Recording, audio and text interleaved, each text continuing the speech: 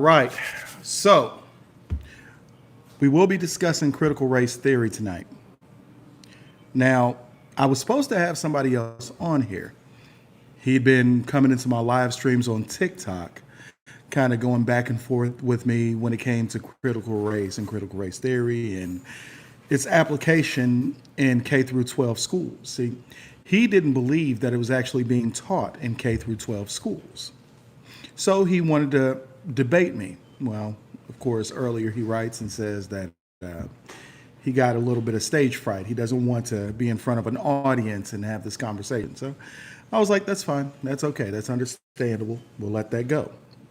But even if he's not here, I'm still going to talk about CRT because there's a lot of misinformation out there about critical race theory. And let's just get the major thing out of the way. Yes, critical race theory is being taught in K through 12 schools, but they think it's actually smart to rebrand it as diversity and equity and things like that. But at the end of the day, it's still the same thing. I'm doing good, Heather. How are you? But as I was saying, so critical race theory is it originated in legal schools like Columbia and law schools and things like that. And it was never meant to be taught in K through 12 because, well, it's first of all, it's just a theory. It's a discussion. It's something that is supposed to be debated, of course, right? And it morphed, okay, around about the 80s, and it started to find its way into schools through diversity studies and civics classes and things like that. And it was all really just pushing agendas. Now, there could be, if critical race theory was actually truthful, truthful in its approach, I wouldn't be so staunchly opposed to it. But it has a tendency to tell half truths. The core of critical race theory comes down to a very simple principle. You have two groups of people in America. You either have minoritized people or you're a group of the majority. So if you didn't understand what that means, it's white people versus everybody else. And that's how critical race theory sets it up. White people versus everybody else. And it all stems from the thought that if you're white, no matter your ideological standpoints, no matter your actual core or your beliefs, you are inherently racist and are a tool for systemic racism. And if you are a part of that minority or minoritized community, you are oppressed and a victim. Thank you. You are a victim, and no matter what happens in your life, it's all because of that systemic racism. If you don't have a good job, like, okay, for example, let's say, for instance, I'm going to use Prager University's example. Say, for instance, a white man and a black man walk into a store at the same time. Who do you serve first? Well, if you serve the white man, CRT will tell you that's because the black person, you're racist because you didn't want to serve the black person. But if you serve the black person, CRT would tell you that it's because you didn't trust them to be alone in your store while you were helping somebody else. In other words, CRT will find racism in every situation that it can. And always the culprit will be white people. So that is why I am so staunchly opposed to that, because first of all, it's blatant falsehood, and it's causing further division between white people, black people, and everybody else. Take, for example, now we've all seen what's happened in the last summer with the Asian hate crimes, right?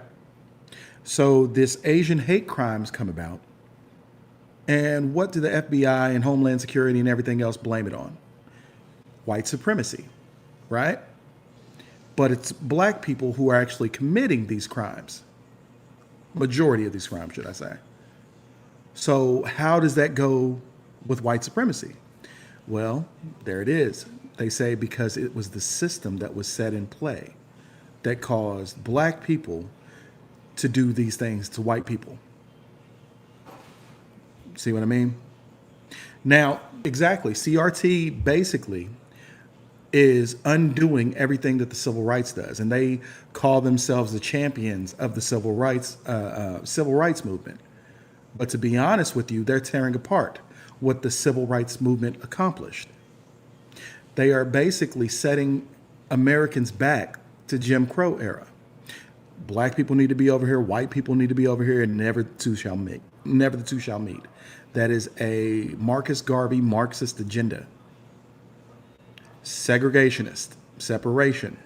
That's a so CRT, like I said, originated back in law schools like Columbia and things like that. Why would they want to go back to segregation? I'll get to that.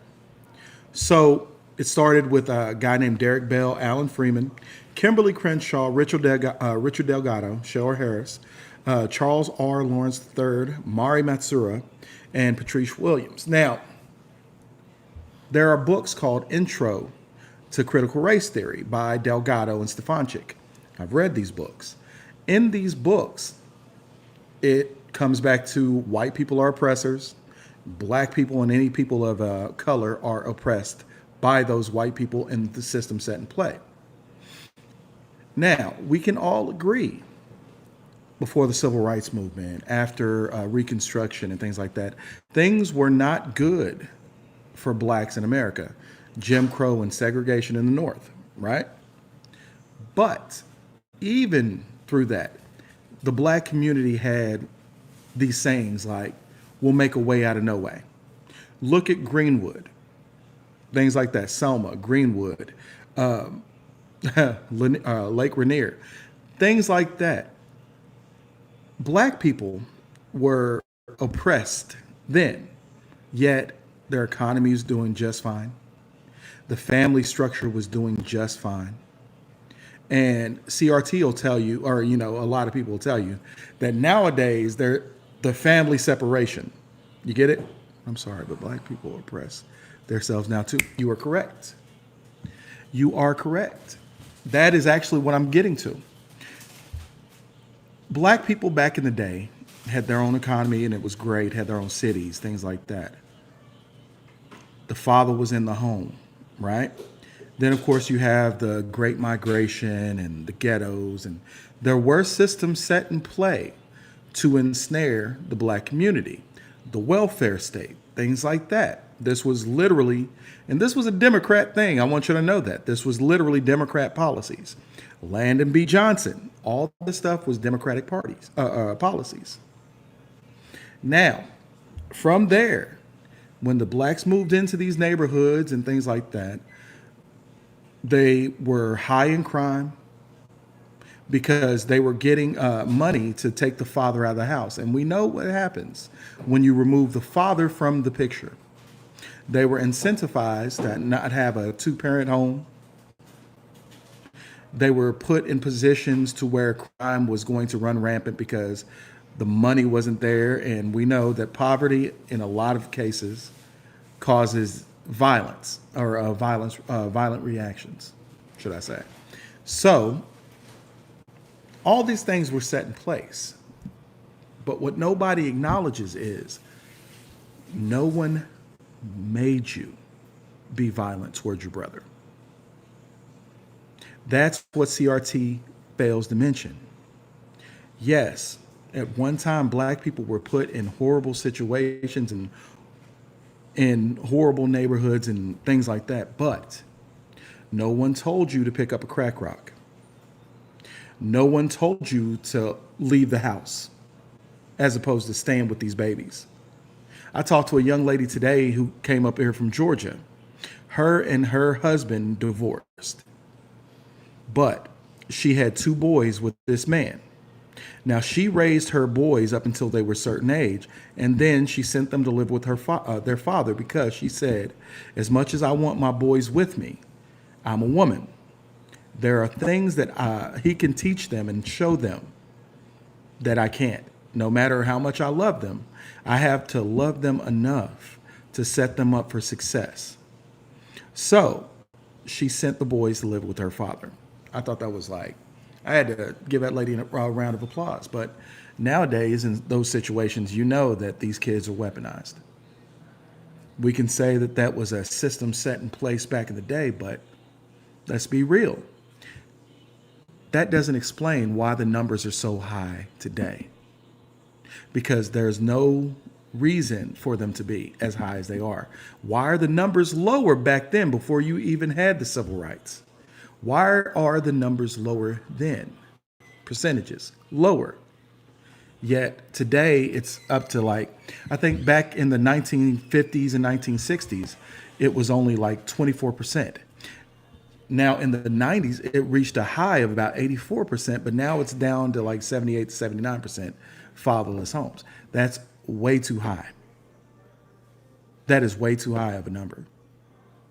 Can we, not, CRT, like I said, will blame it on everything that happened in the past, but they only tell the half truth. They don't tell the rest of it. There's no reason for it to still be going on today. Now, the system's been in play and it's a mind game. It is, if you want to know what systemic racism really is, systemic racism is a choice. Systemic racism is choices that you have to actually make, like abortion. Because his mother raised him to go to college and make something up. Facts. Facts. The simple fact is, everything is a mind game. Abortion, that's a choice. Selling drugs, doing, committing crimes, things like that, that is a choice. You can't blame it on white supremacy. You can't blame it on systemic racism. It is a choice that you have to consciously make. Hey, if there's a crack rock right here, and I sell this crack rock, I'm probably going to prison. Make sense? Makes sense, right? Or I can just not pick up that crack rock. Choices. But from the music, like rap music nowadays is glorifying a lifestyle that back in the day, the grown-ups and the elders and the church folk, they would have definitely turned their nose to, burned burned every tape, disc, everything else, turned the TV off. I mean, really. So systemic racism, like I was saying, this is what CRT does. The dangerous thing about CRT is it tells half truths. It tells half truths that are very believable, right? So we all know about slavery and things like that. And CRT that's being taught now borrows from what's called the 1619 Project. Now, the 1619 Project was a long article written by Nicole Hannah-Jones that basically states that America was actually founded in 1619 when the first slave ship, the White Lion, came to America in Virginia at Port Comfort, bringing 20 some odd African slaves with them. That is when they tell you that America actually started. The problem is that's only a half truth. Watched the thing once that Eazy-E said the rap first started taking off. A bunch of rappers. Yep. Yeah. Like gangster rap and stuff, when they talk about violence and things like that, that is a, do you know why they call it the trap? Because it's exactly that. Trap. It is a trap. It is a trap of the mind, and for some people, it's a trap of, yeah, it's a real trap. But anyway, so the 1619 Project, like I said, is actually being taught as well when it comes to the actual CRT and things that are being taught in schools. And once again, talks about how America was founded on slavery, black slavery. Now, but I need you to understand, slavery in itself didn't start with America. It did not start with America. Slavery is probably one of the oldest institutions around the world. Now, the slaves that came to America, I need y'all to know that, yes, they were African slaves and they were Europeans. So you definitely have differences in ethnicity. But everywhere in the world, the ethnicity didn't even matter. White people were enslaving white people, black people were enslaving black people, and black people enslaved the black people and sold them to the white people, and then sold them to the Asians, then sold them to the Portuguese. And you see what I mean? It had nothing to do with race. Now, when it came to America, of course, that's when race started to be introduced into it. Oh, yeah, they took the land from the Native Americans first. That is absolutely true. So colonizers, they were colonizers. They were the actual colonizers. When I hear people say white people today are colonizers, you just have to ignore it, because I'm like, so basically what you're saying is the people now are responsible for what the people back then did. So technically, if we say that, would Native Americans be colonizers as well? You see what I mean? It's a slippery slope. That's a can of worms they really don't want to open. But sorry, as I was saying though, the whole slavery thing, it did start to be white versus black, and the white people who thought the blacks were less than, and they started to see them as less than human. And I won't get into how that started. You can actually look that stuff up. But just understand, there was also what they, like, it's a half truth. They won't also tell you that antebellum South, that means when slavery was most at its peak, so to speak, there was 3,500 to 20,000 black slave owners. Yeah, you heard me right. There was black people, 3,500 to 20,000. They can never be sure of the number because, records weren't really accurate then. But they do know that it was anywhere between 3,500 to 20,000 black people who owned African slaves. Listen, there's so many different places. I will put all my research up for you. Hey, Shani, how you doing? But as I was saying though, so that is what the 1619 Project starts to do. But they don't want to tell you the whole truth. They don't want to tell you about the abolitionists. They don't want to tell you about the Quakers. They don't want to tell you about the fact that places like Vermont outlawed slavery right after the American Revolution, because they need to push their narrative. It doesn't fit. It always has to be white people bad, black people are victims. The truth never does. The truth never fits the narrative, which is why they have to embellish. Think about it like this. Why do you think they had to change the definition of what racism is to include systemic racism? Why is it, do you think, that now people are going out saying that, oh, black people can't be racist, but black people can be prejudiced because they don't have any power over anyone else? Right? So I want y'all to know. So I've even had a lot of people try to tell me that, well, like I just said, black people can't be racist. And what's the one thing that they always bring up? Dylan Roof, right? Everybody knows who Dylan Roof, or most people know who Dylan Roof is. So Dylan Roof, in case you don't know, let me go ahead and say, Dylan Roof was a church, an idiot who went into a church and shot mass people in this church, killed quite a few, and all in the name of white supremacy, right? But what they don't talk about is the Tennessee Murfreesboro shooter. Yeah, the walk. Yeah, they have a tendency to walk behind me when I'm live anyway. I don't care. Let them do them. But there was a Tennessee shooter back in the day. This was back in 2016 to 2017. It was a black man. Went to a white church, shot 6 or 7 people, killed one of them. Only one of them died by the grace of God. A lady named Melanie Smith. And Of course, the cover-ups. He was mentally disturbed and blah blah. But he had been mentally ill for a while. Didn't like white people.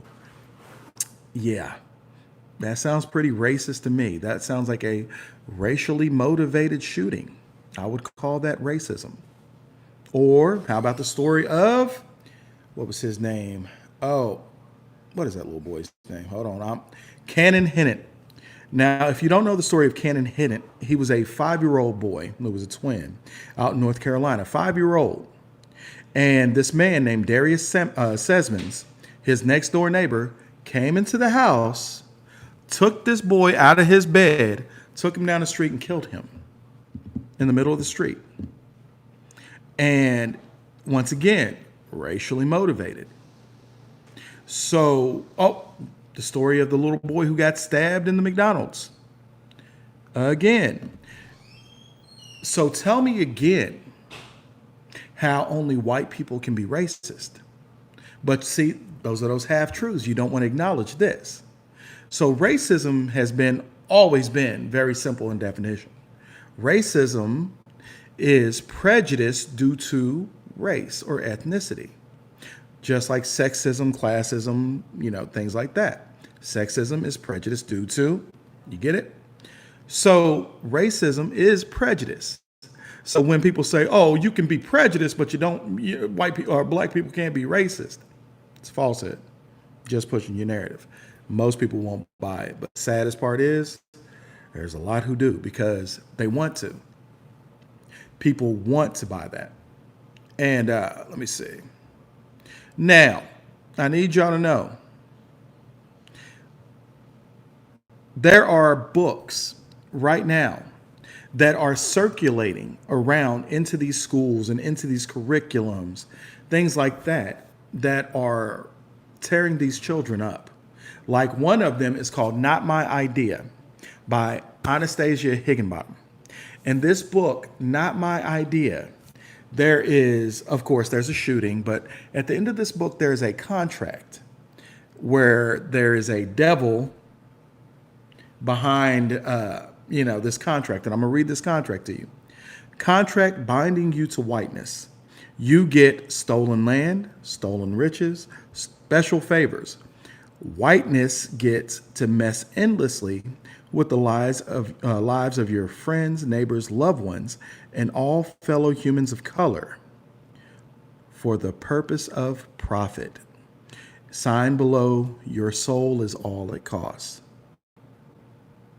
Oh, and land, riches, and favors may be revoked at any time for any reason. Yes, this is the book that they are teaching. This book right here is in over 30 different schools, 15 different states. And like I said, this is a kindergarten book. This is a book for elementary children. This targets children under the age of 8. And this lady, Higginbottom, tells people that the reason why she writes these books is so people can have the hard conversations with their children. If that's not racially dividing people, I don't know what is. And this is CRT. They can't even, you ain't wrong. And that's what I'm saying. This is indoctrination and brainwashing at a very young age, which is once again why I am opposed to CRT. Now, for those who tell me that, CRT isn't being taught in K through 12. I got some interesting reads for you. There, in Norman Public High School, a high school teacher tells students that all white people are racist. And this teacher at Teacher in North High School in Oklahoma recently upset his students when he boldly proclaimed that all white people are inherently racist. Oh, yeah. And these are our educators. You want another one? I told you this is what I've been doing. Here's another one. This is at Oklahoma Aspiring Educator Association.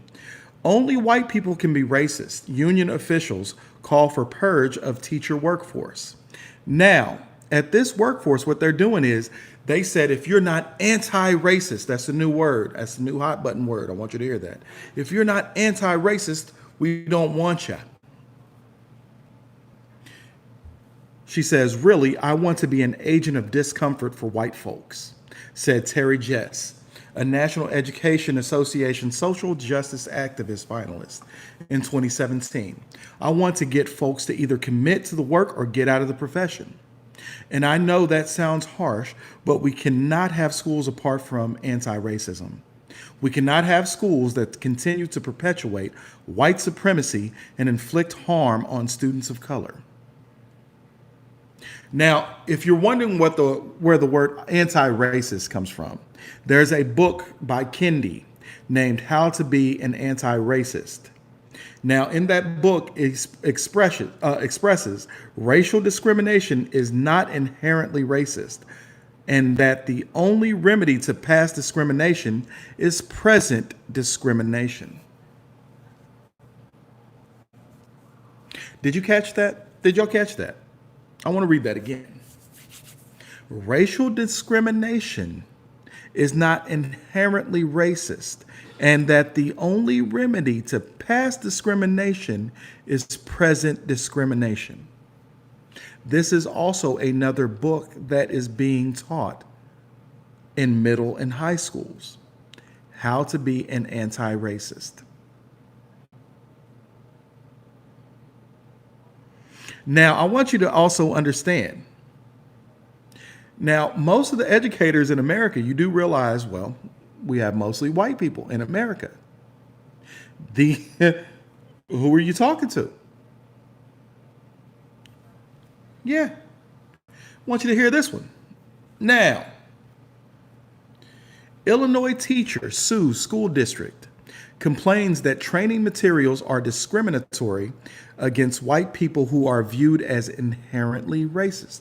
Are you starting to catch that word, inherently racist? Let the brainwashing commence. A middle school drama teacher from Illinois has filed a lawsuit against Evanston Skokie, School District 65, claiming the teacher training materials and lessons about race and racism are discriminatory. What's up, Micah? Talking about CRT. Now, her attorney told the district is doing several things. One of them is segregating its teachers in its teacher training by their skin color.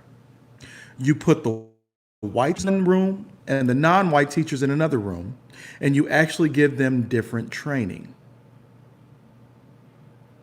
Now, in her lawsuit, I need y'all to understand that all she asked for in her lawsuit is, of course, pay the lawyer fee and $1. So it's not about the money for her. It's about getting the point across. It's about getting eyes on what's going on. Now, according to the school's website, the purpose of the racial and educational equity policy is to establish a framework for elimination of bias, particularly racism and cultural bias, as factors affecting students' achievements and learning experiences, and to promote learning and working environments that welcome, respect, and value diversity. That doesn't sound very welcoming, does it? If you're not an anti-racist, we can't have you in front of these students. What's an anti-racist? By white, they are literally telling people. They're telling people, and this is their words, not mine. White identity is inherently racist.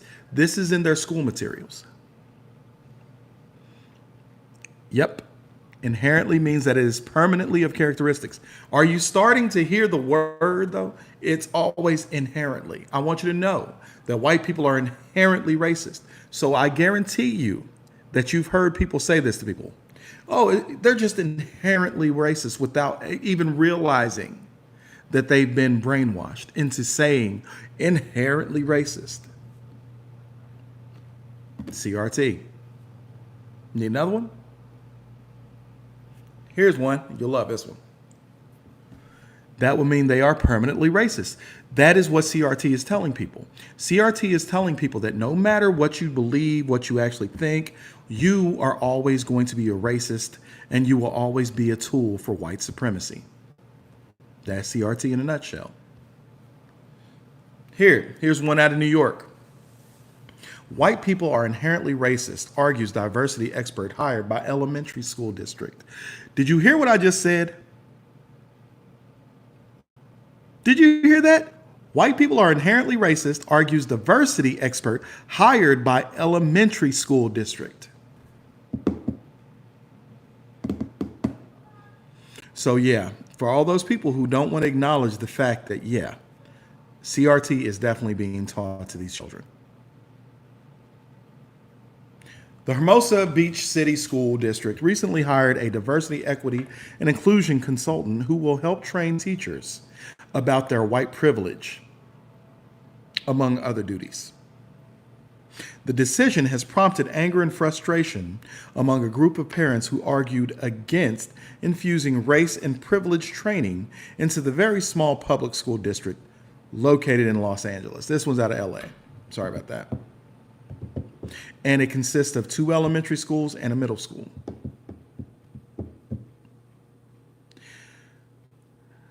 See, you homeschooled, I'm telling you. This is what's being taught.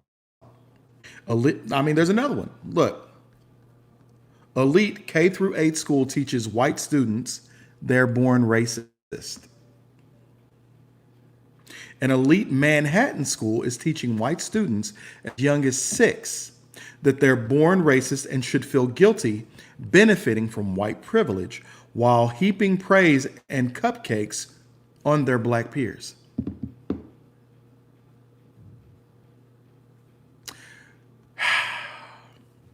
Administrators at the Bank Street School for Children on the Upper West Side claims its novel approach to fighting discrimination and that several other private New York schools are also doing it. But even liberal parents aren't buying that. That's crazy.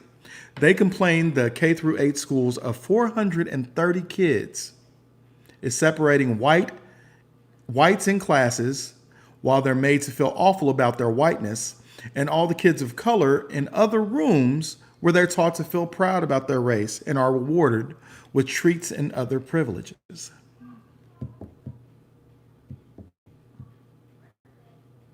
Yeah.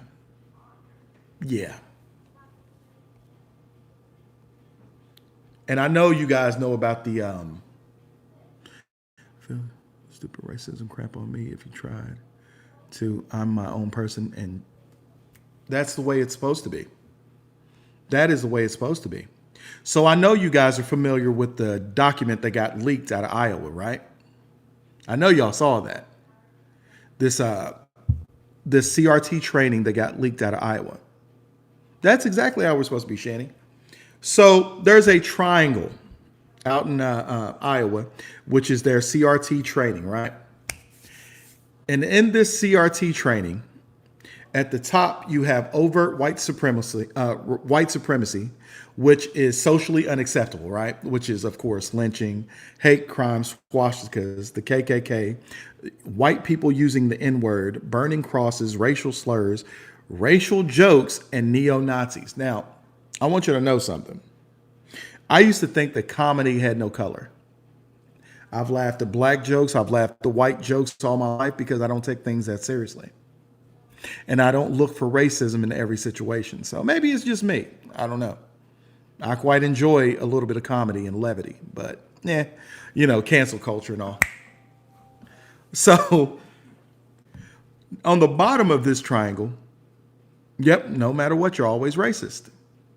So now they have another section called covert white supremacy, everything that is socially acceptable, which includes Make America Great Again slogan.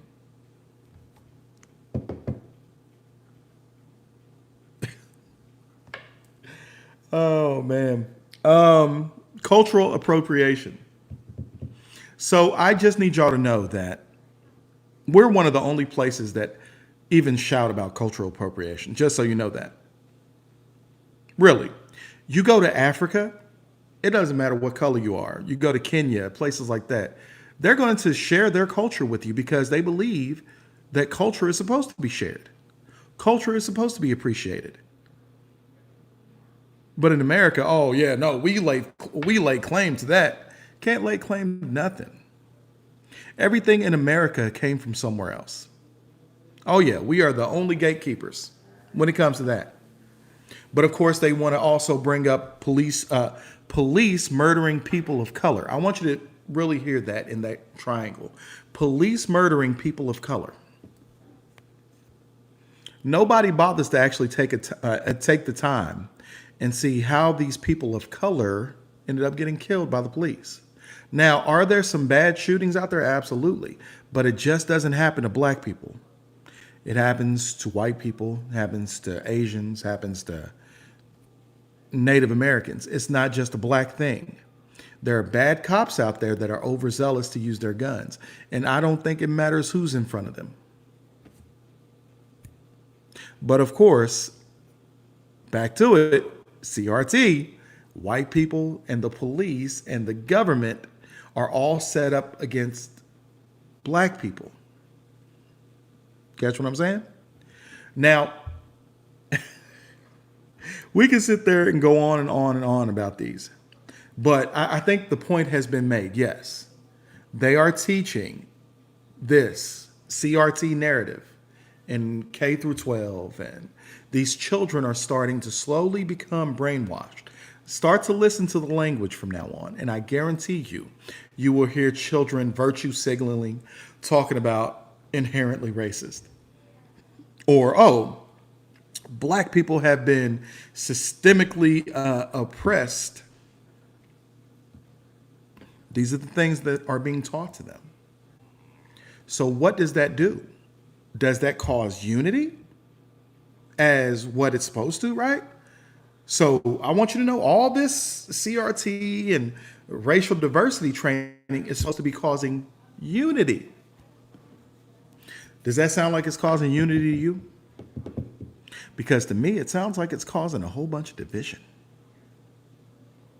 How can that not be causing division? That's exactly it. It's creating racists out of people who aren't inherently racist. But you keep telling somebody that they are something, eventually they're going to be like, you know what? Maybe you're right. Maybe I am. And that's how the brainwashing is done. You get them at a young age when their minds are still developing. You tell them that they are something, and eventually they'll believe it. And it's sad. But that's the truth about what CRT is, and that's the truth about what we're fighting.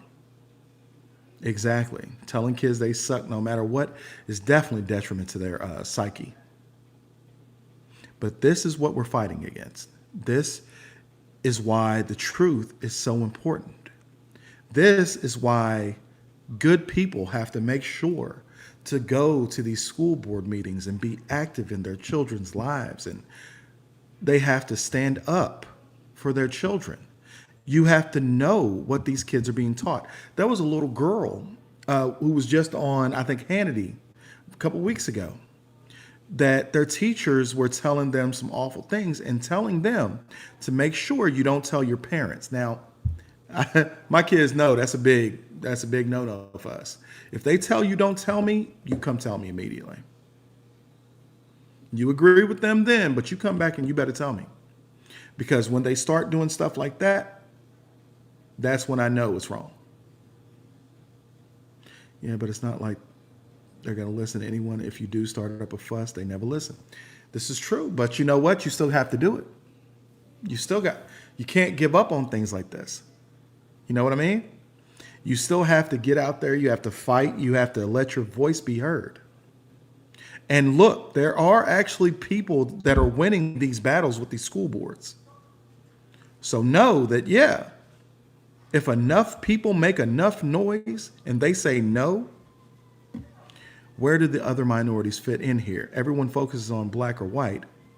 Where are the Asian kids? So you do realize that now, when it comes to CRT CRT and things like that, Asian kids are now considered white adjacent. They are they're no longer considered a minority. White kids are now Asian kids are now white adjacent. You realize that affirmative action and things like that have always negatively or adversely affected the Asian community. The Asians have to get better test scores, better grades, and things like that in order for them to get scholarships and get into schools. Whereas the bar has been lowered for black and minority, blacks, Hispanics, and things like that. And so it's always been what's fair to somebody is always not is always, and this is double negative, always not going to be fair to somebody else. So just because it's fair for you, it's definitely not going to be fair for somebody else. Yep. That's even worse, to put all other races in the same category with white people. The reason why they had to do this is because, like I said, the Asians were starting to do better than white people, like financially. Asians are, I think, the second highest paid ethnic group in America. The first is actually Indian, not Native, but Indian American. Know that? Indian American, Asian American, I think Filipino American, white American, then African American, then Hispanic, then Black American. That is the way that it actually goes. Which doesn't fit because that erases my Korean son. Exactly that. So that's what I said. If it doesn't fit their narrative, then they have to readjust. Did you see the video where Black Lives Matter had that Asian lady and she was sitting there? They were talking about the burning of the neighborhoods and stuff like that. And they wanted her to get up there and talk about how bad white people were. But then she gets up there and says, no, black people can be racist too. And they try to hush her real quick. No, we don't say that. And they got her off there real quick.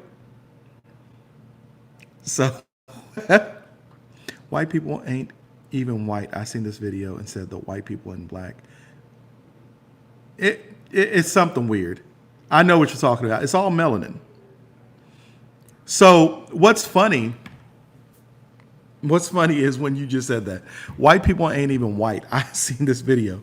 So you do realize that this is why this is actually a trip. So they're telling that everybody that is a white person in America that they are inherently racist.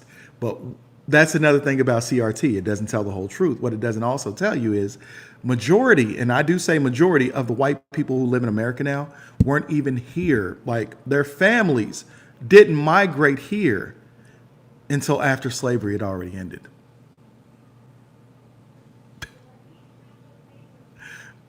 Yes, that is absolutely true. Majority of the white people in America, their families migrated to America after the Civil War.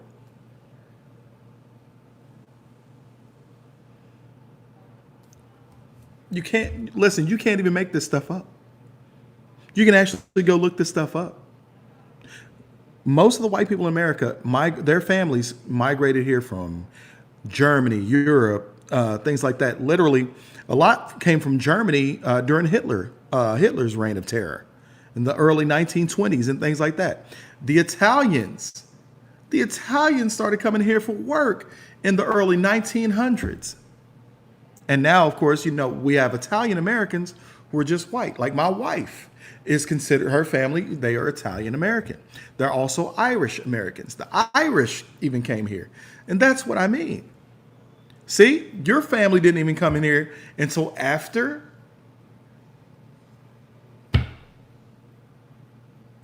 And like I said, this is one of those things where if you tell a half truth, the people who will latch on to that half truth is the people who want that narrative pushed. But when you tell the whole truth, that's when they don't like you anymore. Like, I can't believe that's not, but these are actually substantial truths that you can look up yourselves. Substantiated truths. But, all right, I've gone on my little ramble and rant long enough. And that is why, like I said, this is why we have to stand up in our school boards and our districts and go and tell them, no, we will not let this be done. Now, I'm all for teaching history. I'm all for bringing back civics classes. But I want it to come from a non-biased, non-partisan person. I don't want these teachers, these liberal teachers in there pushing their racist agendas. I want you to tell the truth as it is. Like I said, I'm all okay with telling the truth as it is. I want them to start telling the truth about Columbus. I want them to start telling the truth about slavery and where it started and how it ended. I want all these things to be told. I want to tell the truth about the civil rights movement. I want to tell the truth about people who got lynched. I do want to tell the fact that there was also white people who got lynched by the KKK for being abolitionists and civil rights activists. But the only ones we know of is like Emmett Till, Medgar Evers, Martin Luther King, Malcolm X. We don't know the rest. We don't know the white ones. And there was hundreds, literally hundreds and thousands who were killed and lynched, white people as well, because of their beliefs. But like I said, that's why I can't be with CRT, because they don't want to tell that part. They don't want to tell the truth. They don't want to tell the whole truth. They want to, how's that old saying go? I would rather you slap me with the truth than kiss me with the lie. Well, I'm going to tell you what. They got some big old, look, they've been puckering out there. Exactly. Look, George Floyd definitely gets, even Biden went up there and said, you know, George Floyd is more worldwide known than Martin Luther King and blah, blah. He did it more for. Go home, monkey. You're drunk. Like, that's how I felt. Go home. Go home, monkey. You're drunk. Poor Biden, man. Poor Biden. Hey, I'm going to tell you what. That's why I love my governor. But, all right, I've had fun. I'm going to get off this live, and we'll be back at it next Friday with a new subject. I'm about to go to my TikTok and get on there. So, good night. Thank y'all for joining me. I really appreciate y'all.